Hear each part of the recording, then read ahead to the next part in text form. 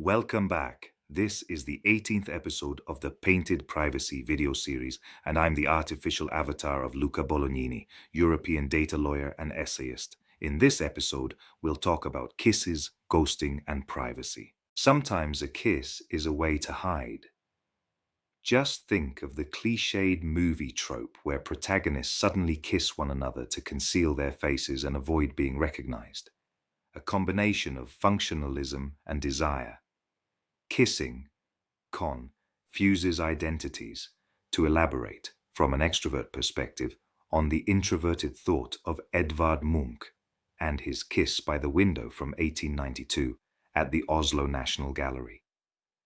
I was reminded of this marvelous painting thanks to a chapter of the book L'oggetto misterioso, The Mysterious Object, by Gloria Fossi, published in Italy by Giunti in 2021, which I highly recommend for the quantity and quality of arcane explorations and unsuspected artistic secrets she manages to divulge with unfailing simplicity. In the same chapter, the author tells us about the lost profile technique, or the three-quarter view of a person from behind, where the head hides part of their features. These are portraits that mask by omission of detail, generating heavy doses of mystery in the figure and desire in the beholder. Vague profiling, insufficient but intense features. Though more common in the 19th century, examples can also be found centuries earlier. Here is a 15th century angel by Masaccio in the Sangiovanni triptych, brilliantly analyzed by Gloria Fossi in her book. If ever you develop a passion for studying the lost profile, like I did as a profane collector of juridical allegories, you will have no trouble finding a French poem from 1865 by the romantic 19th century writer, painter, and art critic Théophile Gautier, who was inspired by this concept. I searched high and low for an English version, but found no trace of one anywhere either real or virtual. So, kindly, Laura Bothaway translated it exclusively for you. How she delights me in her antique gown, this beauty, white on a black background, this dream of love that a poetic brush half conceals, the better to show it. We do not see the whole figure, only a superb arm and a lost profile, but so charming, so perfect, that we discern countless treasures in what is implied. A heavy chignon brushes her fair neck, golden waves where a diamond comb gleams, just as Venus, emerging from the surf, twisted and tied up her foaming hair. To exquisite art is added mystery. The coquettish sphinx irritates desire, saying everything while seemingly silent. If she turned, we would die of pleasure.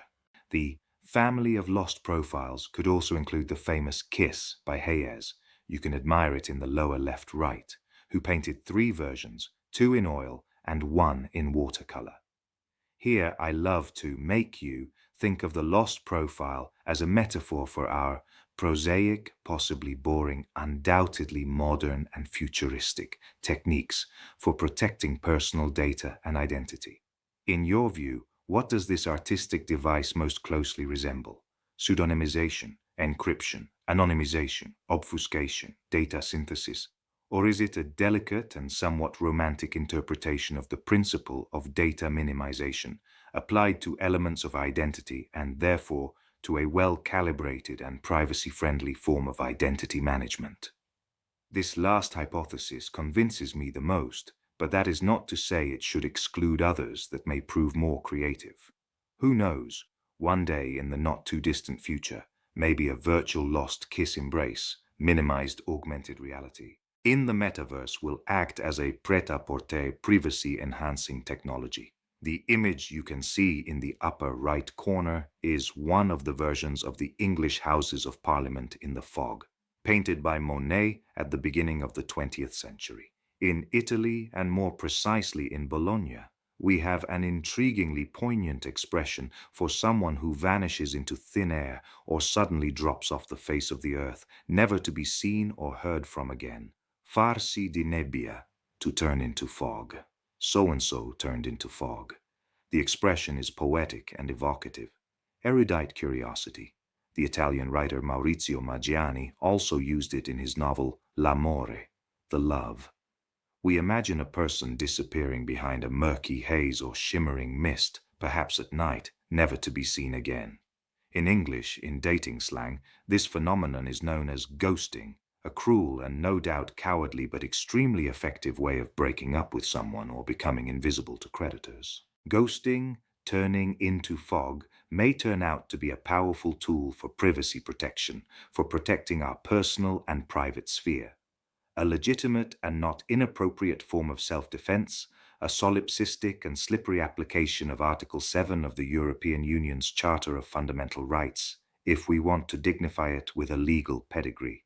Here we find ourselves in a different dimension from the lost profile referred to before. Here we are not talking about intentional minimization of data, but obscuring through tangible, intangible filters, the fog, and distancing so-and-so ostensibly moves away, absorbed by the vague nothingness that envelops him. Already for some time now, offline, we have burglar alarm systems that, once triggered, fill the room with white smoke to prevent the thieves from seeing what they are doing. Here, though, the technique would not be used to engulf a room, but to enshroud and protect a person. Will we turn into fog in a form of 3D privacy to protect ourselves from the pervasive invasiveness of the Internet of Things and the metaverse? The metaphorical parallel is not entirely out of place.